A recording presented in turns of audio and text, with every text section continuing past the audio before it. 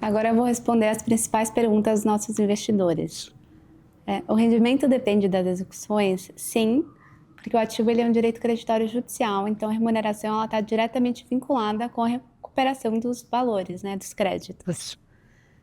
Com relação à massa falida, né, se a gente tiver uma convolução em falência, para nós esse cenário ele não altera a tese da operação, porque a efetividade da recuperação ela não depende da empresa em recuperação judicial, mas sim da responsabilização dos sócios avalistas e do patrimônio que a gente busca alcançar. Então, eventual falência da devedora originária ela não representa o risco da nossa operação.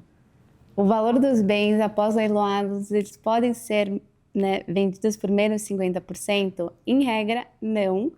O Superior Tribunal de Justiça ele tem o entendimento de que a venda por valor inferior a 50% é caracterizado um preço vil, então não é admitido. E, além disso, a legislação prevê outros mecanismos de satisfação do crédito, como a adjudicação e alienação por iniciativa particular.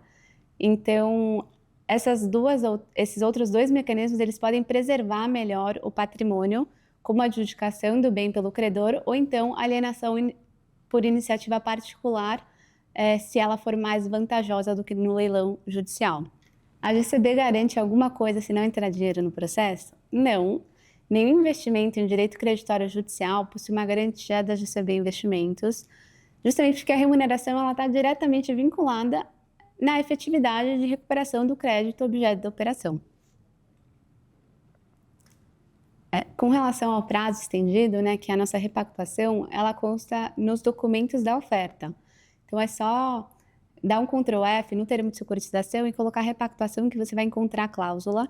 E esse prazo adicional ele é justamente para resguardar eventuais recursos e afins e trazer uma maior transparência para o investidor e previsibilidade. O investidor achou interessante, mas um tanto arriscado por se tratar de um único processo e não uma cesta. De fato, a diversificação é um importante mitigador de risco, mas não é o único, né? São teses de investimento diferentes. Em uma cesta de ativos, a mitigação de risco ela decorre principalmente da pulverização dos processos e da probabilidade de êxito do conjunto da carteira. Já nessa operação, o foco está na qualidade de um único ativo. Então, uma tese jurídica robusta, um processo em fase avançada, garantias relevantes e uma estratégia bem definida de recuperação patrimonial. Então, o risco ele não é mitigado pela quantidade de processos, mas sim pela força jurídica da tese e pela existência de patrimônio passível a satisfazer o crédito. Então, em outras palavras, uma operação pulverizada ela tem uma proteção, que é a quantidade de ativos, e nessa, a nossa proteção é a qualidade do ativo. Mesmo com as garantias e a fase processual, sempre existe a possibilidade de recursos em outras instâncias. Sim, é verdade. Recursos sempre podem existir, só que isso ele não significa alteração no resultado do processo. Normalmente, ele afeta apenas o prazo. Justamente por isso, a operação ela já prevê a possibilidade de repactuação, trazendo transparência e maior previsibilidade ao investidor.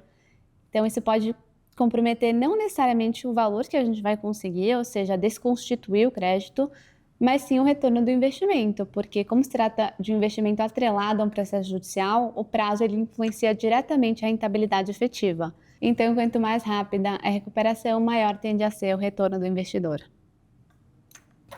Prefere aguardar outras oportunidades? É melhor esperar outra oportunidade? Depende do perfil do investidor. Quem busca ativos descorrelacionados e está confortável com o horizonte de médio prazo, costuma enxergar bastante valor nesse tipo de operação. O cliente está desacreditado do prazo da operação por não saber contabilizar, né, e também dos eventuais recursos e fases que podem acontecer, né. Os direitos creditórios, eles exigem um horizonte de médio prazo. Em contrapartida a isso, eles costumam oferecer potenciais de rentabilidade superiores ao que a gente encontra em ativos tradicionais, justamente porque envolve uma complexidade maior. Descrença na justiça brasileira. Esse é um receio muito comum nos nossos investidores, né? Então, que a gente tenha alguma forma de influência ali com os órgãos julgadores, né? A outra parte do processo. E esse tipo de risco, ele costuma ser mais associado a demandas de grande repercussão envolvendo o poder público, né, e o erário público.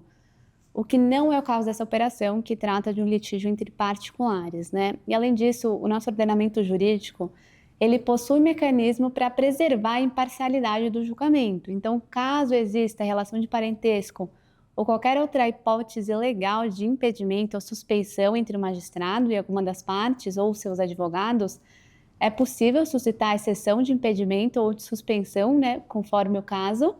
E reconhecido o vício, os atos eles são anulados. Então, trata-se de um risco que ele é mitigado pelo próprio procedimento processual.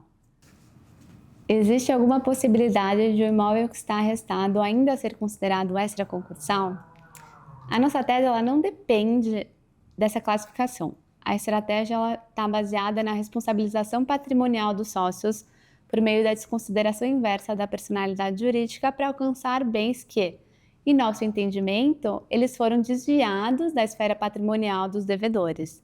Então, eventual classificação de extraconcursal, o que não seria o caso, em nada alteraria a nossa tese. Por que o nível de garantia é médio, né? Por que o nível 3? Porque a metodologia de classificação ela considera diversos fatores objetivos. Então, os níveis 4 e 5, eles são reservados para operações que atendam a critérios ainda mais conservadores, como, por exemplo, imóveis irrecebíveis cedidos e alienados fiduciariamente.